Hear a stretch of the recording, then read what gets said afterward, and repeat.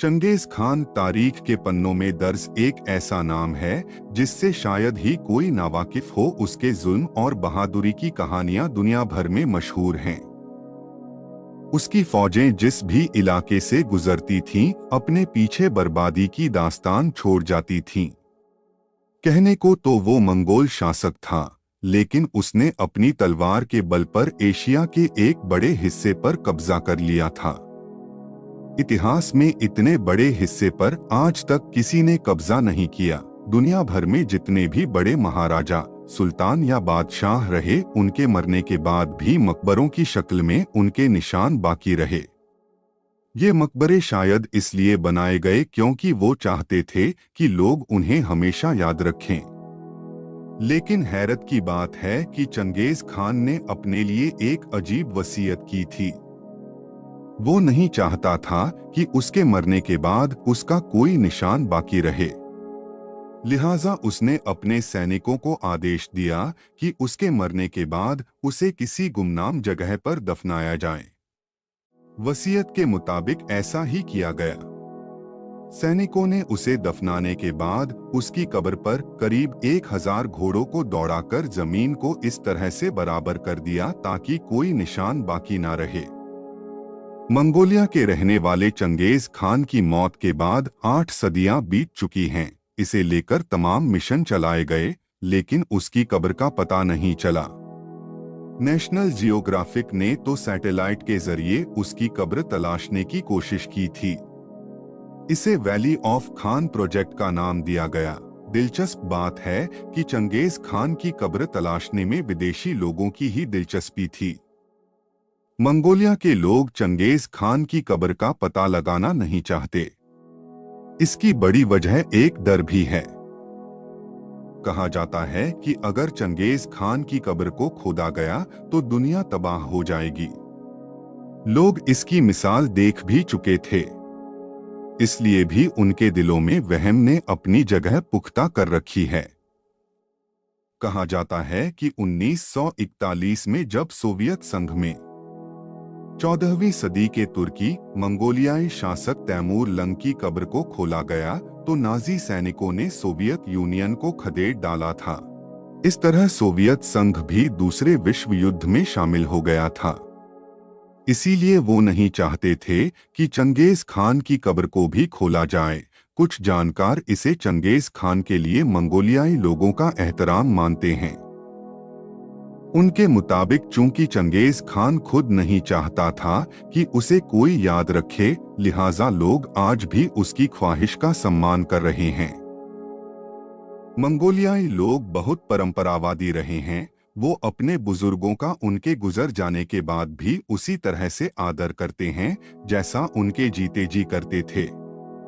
आज भी जो लोग खुद को चंगेज खान का वंशज मानते हैं, वो अपने घरों में चंगेज खान की तस्वीर रखते हैं। जो लोग चंगेज खान की कब्र तलाशने के ख्वाहिशमंद थे, उनके लिए ये काम आसान नहीं था। चंगेज खान की तस्वीर या तो पुराने सिक्कों पर पाई जाती है या फिर वोडका की बोतलों पर। बाकी और कोई ऐसा निशान नहीं है जिससे उन्हें मदद मिली हो। रकबे के हिसाब से मंगोलिया इतना बड़ा है कि उसमें ब्रिटेन जैसे 7 देश आ जाएं। अब इतने बड़े देश में एक नामालूम कब्र तलाशना समंदर में से एक खास मछली तलाशने जैसा है। ऊपर से मंगोलिया एक पिछड़ा हुआ मुल्क है। कई इलाकों में पक्की सड़कें तक नहीं हैं। आबादी भी कम ही है। 90 के दशक में जापान और मंगोलिया ने मिलकर चंगेज खान की कब्र तलाशने के लिए एक साझा प्रोजेक्ट पर काम करना शुरू किया, जिसका नाम था गुरवान गोल। इस प्रोजेक्ट के तहत चंगेज खान की पैदाइश की जगह माने जाने वाले शहर खेंती में रिसर्च शुरू हुई। लेकिन इसी दौरान इसी साल मंगोलिया में लोकतांत्रिक क्रांति हो गई, जिसके बाद कम्युनिस्ट शासन खत्म हो गया और लोकतांत्रिक राज कायम हो गया। नई सरकार में गुरवान गोल प्रोजेक्ट को भी रुकवा दिया गया। मंगोलिया की उलानबटोर यूनिवर्सिटी के डॉक्टर दीमाजाव एर्देनबटार 2001 से जिंगनू राजाओं की कब्रगाहों की खुदाई कर उनके बारे में जानने की कोशिश कर रहे हैं। माना जाता है कि जिंगनू राजा मंगोलों के ही पूर्वज थे। खुद चंगेज खान ने भी इस बात का जिक्र किया था। लिहाजा इन राजाओं की कब्र से ही अंदाजा लगाने की कोशिश की जा रही है कि चंगेज खान का मकबरा भी उनके मकबरों जैसा ही होगा। जिंगनू राजाओं की कब्रें जमीन से करीब 20 मीटर गहराई पर एक बड़े कमरेनुमा हैं, जिसमें बहुत सी कीमती चीजें भी रखी गई हैं। इनमें चीनी रथ, कीमती धातुएं, रोम से लाई गई कांच की बहुत सी चीजें शामिल हैं। माना जाता है कि चंगेज खान की कब्र भी ऐसी ही कीमती चीजों से लबरेज होगी जो उसने अपने शासनकाल में जमा की होंगी। मंगोलिया में प्रचलित किस्सों के हिसाब से चंगेज खान को खेंती पहाड़ियों में बुरखान खालदुन नाम की चोटी पर दफनाया गया था। स्थानीय किस्सों के मुताबिक अपने दुश्मनों से बचने के लिए चंगेज खान यहाँ छुपा होगा और मरने के बाद उसे वहीं दफनाया गया होगा। हालांकि कई जानकार इस बात से इत्तेफाक नहीं रखते। उलानबटोर यूनिवर्सिटी में इतिहास पढ़ाने वाले सोडनॉम सोलमॉन कहते हैं कि मंगोलियाई लोग इन पहाड़ियों को पवित्र मानते हैं, लेकिन इसका ये मतलब नहीं है कि चंगेज खान को यहाँ दफनाया गया होगा। इन पहाड़ियों पर शाही खानदान के सिवा किसी और को जाने की इजाजत नहीं है। इस इलाके को मंगोलियाई सरकार की तरफ से संरक्षित रखा गया है।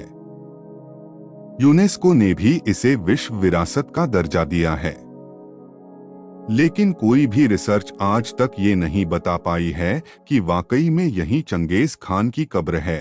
चंगेज खान जमाने के लिए एक योद्धा था, जालिम था, जो तलवार के बल पर सारी दुनिया को फतह करना चाहता था, लेकिन मंगोलियाई लोगों के लिए वो उनका हीरो था, जिसने मंगोलिया को पूर्वी और पश्चिमी देशों से जोड़ा, सिल्क रोड को पनपने का मौका दिया। उसी ने मंगोलिया के लोगों को धार्मिक आजादी का एहसास कराया। उसके शासनकाल में मंगोलियाई लोगों ने कागज की करेंसी की शुरुआत की, डाक सेवा की शुरुआत की। चंगेज खान ने मंगोलिया को ऐसा सभ्य समाज बनाया। मंगोलिया के लोग चंगेज खान का नाम बड़ी इज्जत और फख्र से लेते हैं। इनके मुताबिक अगर चंगेज खान खुद चाहता कि उसके मरने के बाद भी लोग उसे याद करें तो वो कोई वसीयत नहीं करता। अगर वो चाहता तो कोई ना कोई अपनी निशानी जरूर छोड़ता।